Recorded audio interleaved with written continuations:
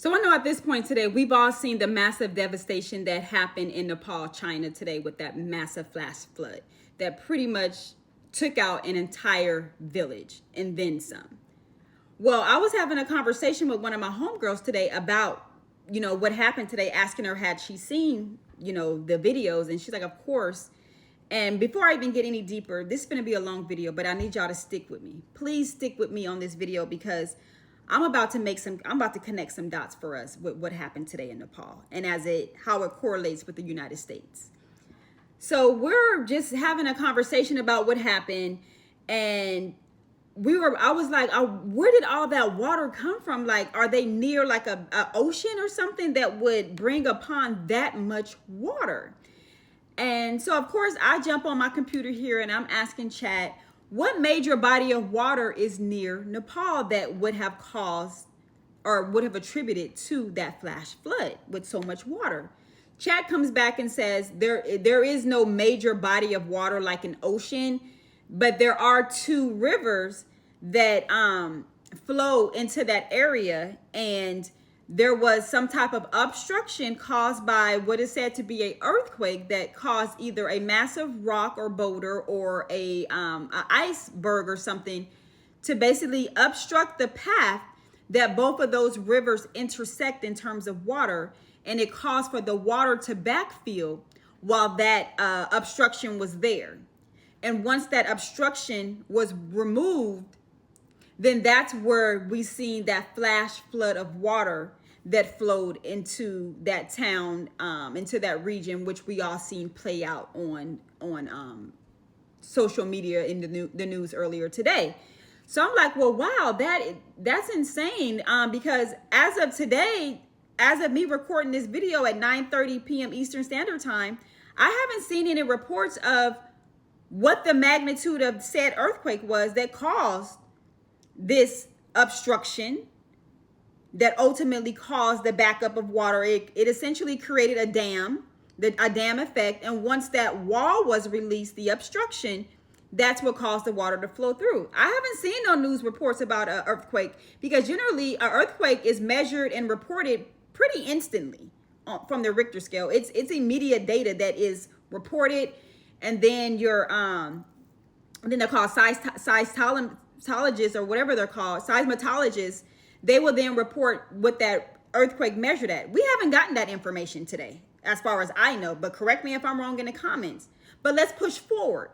So I then go on to say to my friend, and I bet you United States gonna step in and offer aid to Nepal, and they're gonna offer millions of dollars. So I go in and I ask chat just for shits and giggles, not thinking that I was finna end up down a rabbit hole.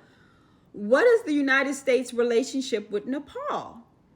Chat goes on to say that the United States have had a long-standing friendly diplomatic relationship with Nepal since about 1947. I'm like, okay, cool. I then ask, do you think the United States is going to help Nepal?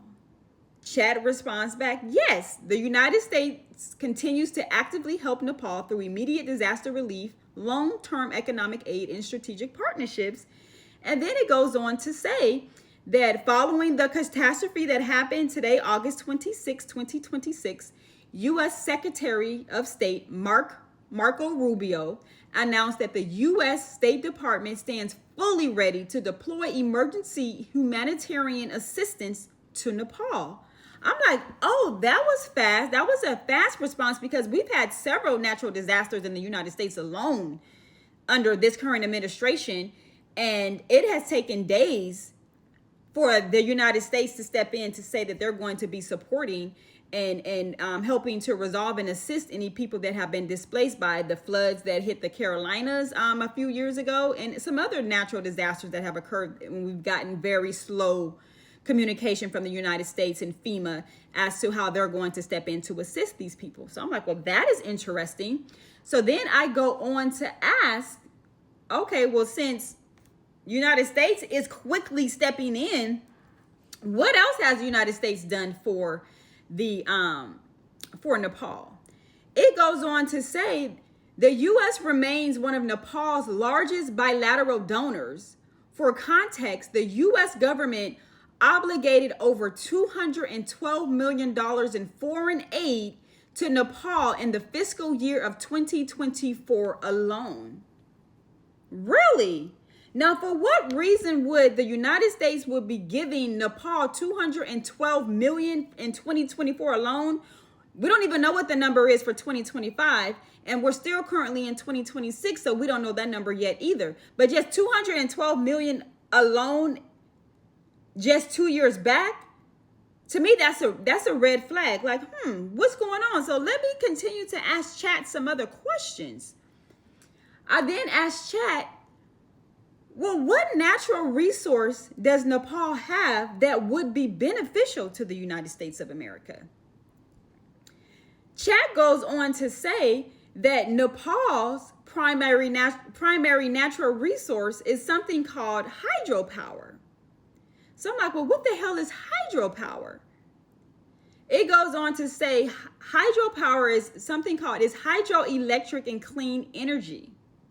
It says Nepal has an estimated 40,000 to 80,000 megawatts of viable hydroelectric potential. Through initiatives like the Millennium Challenge Corporation Compact, the U.S. invests heavily in Nepal's electrical transmission infrastructure to support regional green energy stability. I'm like, this sounding real familiar. Does this have any Chat? Does this have anything to do with data center energy consumption? Chat says, yes, it does. Hydroelectric power is highly beneficial for data center energy consumption and is increasingly used to power them. It then goes on to say, unlike solar or wind, large-scale hydro provides stable, 24/7, always-on electricity to match a data center's constant power demands. It offers massive amounts of carbon-free energy, helping tech companies meet strict corporate sustainability goals.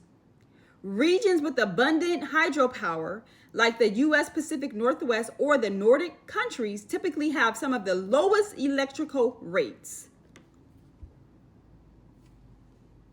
Now, I ain't no conspiracy theorist. I try not to even go down that path. I always like to move from a place of logic. And reading this, being a logical person, my antennas are up with what really happened in Nepal today. What really happened in Nepal today? Because like I said, we have not gotten any confirmed reports of what the magnitude of said earthquake that happened in Nepal today that caused this obstruction, that caused all of this water to back up from these two rivers, that caused this water to back up. And then once that obstruction finally was removed, it caused all of this water to flow and basically destroy this region of Nepal. And we have the United States immediately stepping up, saying that they're going to help Nepal, and to learn that United States has been giving hundreds of millions of dollars to Nepal since at least 2024. We know United States do not step in to help nobody unless it's a benefit. Unless it's a benefit. I wouldn't be surprised if in the coming weeks and months that we hear that United States is putting up money to rehouse these displaced individuals, these displaced families in Nepal, dispersing them all over the world, including the United States, so that they can assist with the cleanup and the rebuilding of their infrastructure. And that's when they're going to step in.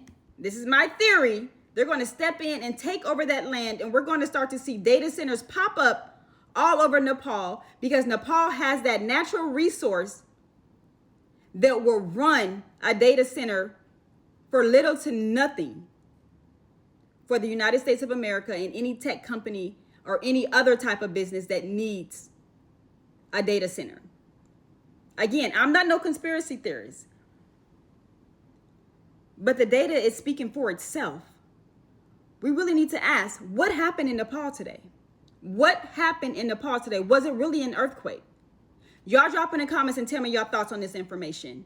Let's talk about it.